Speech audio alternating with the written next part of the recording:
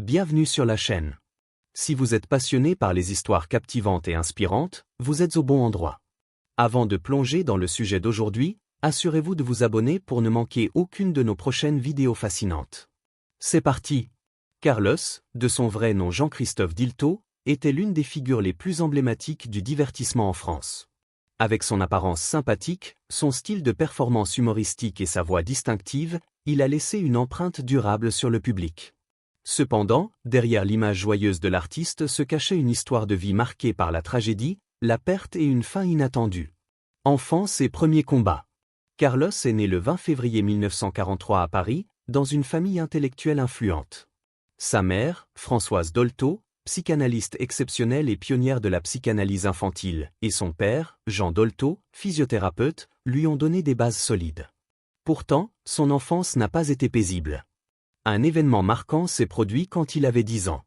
Un jour, alors qu'il suivait son père à vélo en direction du port de pêche, il perdit le contrôle de son vélo et tomba d'une falaise de 6 à 7 mètres de hauteur.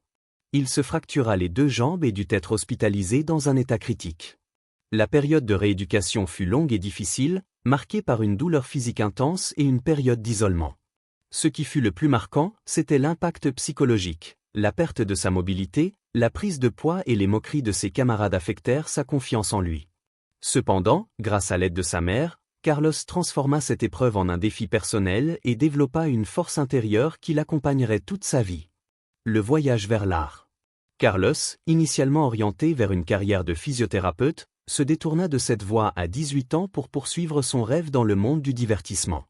Il débuta en organisant de petites performances dans des bars parisiens, où il développa ses compétences sur scène. À cette époque, il fit la rencontre de Johnny Hallyday, qui devint un ami et un mentor. En 1962, il devint manager de Sylvie Vartan, l'une des chanteuses les plus populaires de l'époque. Pendant ce temps, il réalisa qu'il avait une passion pour la musique. En 1969, il se lança dans la musique avec sa première chanson, et son style joyeux et unique le propulsa rapidement vers la célébrité. L'âge d'or de la musique. Carlos connut un grand succès dans les années 70, avec des tubes comme Il y a des Indiens partout, qui devint un phénomène. Il enchaîna avec d'autres succès comme Big Bisou, Cocotte en papier et Tout nu et tout bronzé. Son style humoristique et ses performances énergiques en faisaient une star incontournable de la scène française. En dehors de la musique, il se lança dans la télévision et la publicité, notamment comme ambassadeur de la marque Oasis. Dans les années 80, il rendit hommage à ses amis disparus, Joe Dassin et Joey Mojansan, avec la chanson 1000 coups de cœur. L'amour et la famille. Carlos menait une vie personnelle privée, mais il se maria en 1978 avec Michel Toussaint. Le couple adopta un garçon asiatique, Fanning, dont l'existence est restée secrète jusqu'à la mort de Carlos en 2008. Leur vie familiale, loin des médias, était marquée par un profond respect et une compréhension mutuelle. Des pertes irrémédiables. Malgré sa carrière florissante, Carlos fut confronté à des tragédies personnelles.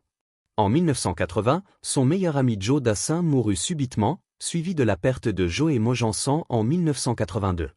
Ces pertes marquèrent profondément Carlos et influencèrent sa musique, notamment dans la chanson 1000 coups de cœur, où il exprime sa tristesse et son hommage à ses amis disparus. Les dernières années. Dans les années 2000, bien que sa carrière ralentisse, Carlos continua d'apparaître à la télévision et dans des événements caritatifs. En novembre 2007, il fit face à une maladie qui marqua la fin de sa vie. Sa disparition en 2008 fut un choc pour ses fans et la communauté artistique. Carlos restera à jamais une icône du divertissement français, reconnu non seulement pour son talent, mais aussi pour sa résilience et son optimisme qui l'ont rendu cher à son public. Laquelle de ses œuvres résonne le plus avec vous? Dites-le nous en commentaire et n'oubliez pas de liker, partager et vous abonner pour découvrir davantage d'histoires sur des icônes inoubliables.